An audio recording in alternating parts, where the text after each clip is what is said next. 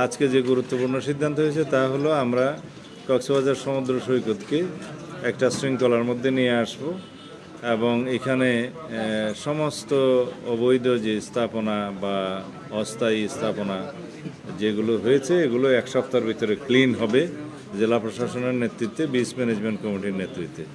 Beach management committee এখনও গঠিত হয় নাই, নতুনভাবে গঠিত হবে। আর এখানে স্থানীয় সংসদ সদস্য জনাব লুৎফর রহমান কাজল সার্বিক সহযোগিতা করবেন এবং জেলা প্রশাসন আর পুলিশ প্রশাসনকে আপনারা সাংবাদিক বন্ধুগণও সহযোগিতা করবেন বলে আশা করি। কারণ আমাদের অহংকার হচ্ছে আমাদের কক্সবাজার বিচ। সারা বাংলাদেশে একটাই জায়গা আছে ভ্রমণের জন্য নাম্বার 1 তালিকায়, সেটা কক্সবাজার সমুদ্র সৈকত। এটাকে আমাদের জাতীয় এবং আন্তর্জাতিক মানে আমাদের উন্নত করতে হবে। আর সেটা করতে গেলে যাতে আমাদেরকে এই বিচে একটি মানে কোনো রকমের ময়লা আবর্জনা না থাকে এবং কোনো অবৈধ স্থাপনা না থাকে এবং এমন কোনো বিষয় আমরা ওখানে না আনি যাতে পর্যটকদের জন্য কোনো অসুবিধার সৃষ্টি হয় এবং দৃষ্টিকটু লাগে।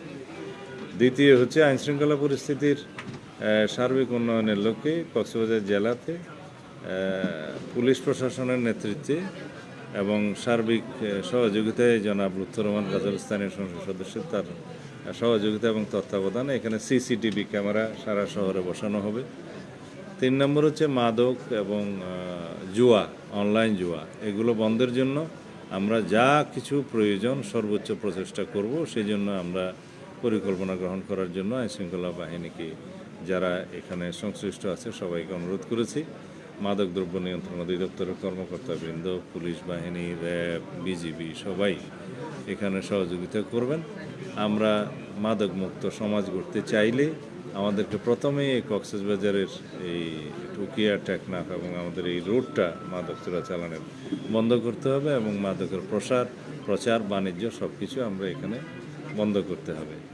3 নম্বর ইস্যু হচ্ছে আমরা কি বলেছি, হ্যাঁ, ট্রাফিক সিস্টেমের উন্নয়নের জন্য আমাদের মন্ত্রণালয়ের পক্ষ থেকে আরও কিছু জনবল এখানে দেয়া হবে। তখন এখানে ট্রাফিক সিস্টেমের আমরা উন্নয়ন করতে পারবো। আর টমটমের সংখ্যা আর বৃদ্ধি হবে না। অযান্ত্রিক গাড়ি, নন মোটরাইজ ভেহিকেল যেগুলো আছে ব্যাটারি চালিত, এগুলোর সংখ্যা আর বৃদ্ধি হবে না এবং লাইসেন্স নবায়নের ক্ষেত্রে যথেষ্ট কেয়ারফুল হতে বলা হয়েছে। সর্বোচ্চ সংখ্যক যেটা নির্ধারণ করা হয়েছে সেটার উপরে কখনোই আর যাবে না।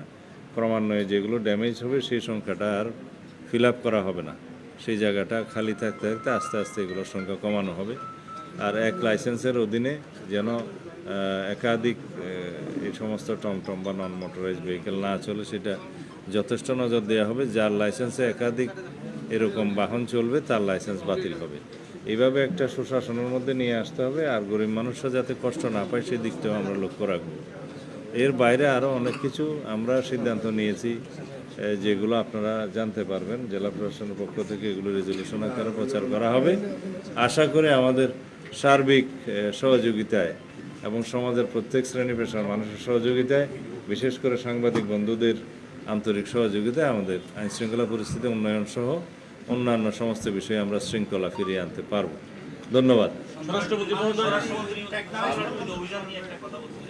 না, সন্ত্রাস বিরোধী অভিযান তো আমরা খুব জোরদার করছি। আজকেও গতকালকে রাত্রেও চট্টগ্রাম এলাকায় একটা সিরিয়াস নেচারের আমরা অপারেশন করেছি, যৌথ অপারেশন করা হয়েছে, এগুলো আপনারা দেখতে পাবেন।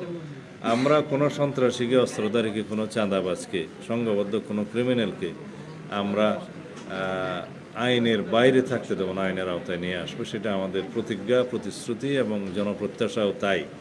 অন্যান্য সকল ক্ষেত্রেও যাতে দেশে মানুষ স্বস্তিতে থাকে এবং আইনশৃঙ্খলা পরিস্থিতি যাতে আমরা জনগণের জন্য একটা স্বস্তিকর পরিস্থিতি নিয়ে আসতে পারি এবং একটা আমরা সারা বাংলাদেশে যাতে জনপ্রত্যাশা অনুযায়ী সুশাসন বজায় রাখতে পারি, সেই জন্য আমাদের কর্মকাণ্ড চালু থাকবে এবং আমরা এই বিষয়ে আমাদের সর্বোচ্চ প্রচেষ্টা অব্যাহত রাখবো ইনশাআল্লাহ।